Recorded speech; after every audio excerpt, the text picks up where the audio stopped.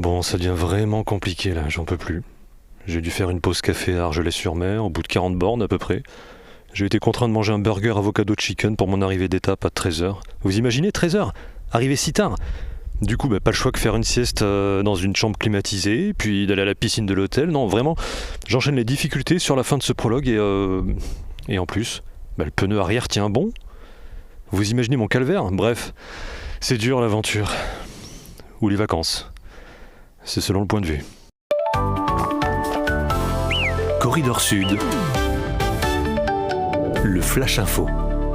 Et bienvenue pour ce nouveau Flash Info. Corridor Sud, il est 21h. Bonsoir, les actus du jour. Canicule 1, troisième épisode caniculaire touche actuellement la France. 61 départements du sud et de l'ouest du pays ont été placés en vigilance orange canicule ce mardi par Météo France. Certaines températures devraient atteindre les 40 degrés dans plusieurs régions. Autant un nouveau sommet de l'OTAN débutera ce mardi à Ankara en Turquie. Les 32 États membres de cette île. Ouh là là là là là. Je suis désolé, je viens de faire un vrai flash info. J'ai confondu, comme je travaille pour d'autres médias, j'ai cru que j'étais encore chez France Info. Donc on poursuit. Merci d'être de plus en plus nombreux à écouter ce podcast qui relate tout le parcours Corridor Sud. C'est un petit peu les vacances ou l'aventure, justement. Dernière étape vélo de ce prologue, Amélie-les-Bains. Je suis parti ce matin et arrivé à Banyuls-sur-Mer. Voilà. 67 km et 500 mètres de dénivelé positif pour cette dernière étape vélo de ce prologue. Me voici donc en pays catalan pour une belle étape relativement confortable en termes d'effort. C'était assez fluide, ça change de l'étape de montagne d'hier. La sortie d'Amélie-les-Bains est assez agréable. On se retrouve très rapidement sur une voie verte cyclable et on rejoint l'Eurovélo 8 qui suit globalement la vallée du Tech. On se retrouve donc au milieu des vergers et des vignes et ce qui m'a frappé, c'est cette sensation de glisse, de fluidité. J'ai trouvé que les emménagements sont très récents et c'est agréable, le revêtement est très roulant.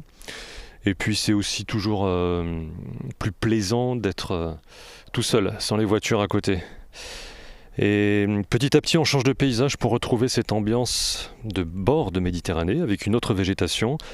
Et là, donc, j'ai pu faire une pause fraîcheur autour de 11h à Argelès-sur-Mer, avec vue mer, justement.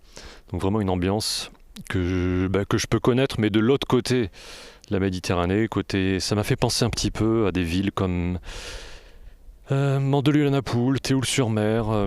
Voilà, c'est un petit peu un copier-coller, mais il y avait un petit côté massif aussi de l'Estérel, sans ces roches rouges.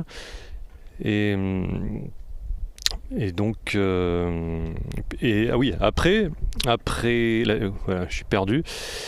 C'est ça de faire l'émission en une prise. Faut assumer de faire ça en une prise. Ensuite, évidemment, petit à petit, j'arrive à Banyuls-sur-Mer. Vous reprenez le fil. Il me reste 15 km. Donc je suis reparti vers Banyuls en empruntant une voie cyclable qui n'était pas prévue dans mon parcours. Donc j'ai dû faire un détour. Donc ça s'appelle la Côte Vermeille et on serpente sur les massifs en hauteur à travers les vignes. Et j'ai un truc que j'ai pas encore dit, c'est que mon ami François, si vous avez suivi les épisodes précédents, qui me suivait jusqu'alors en voiture, il est reparti du côté de Limoux, vers chez lui, donc ça c'était prévu.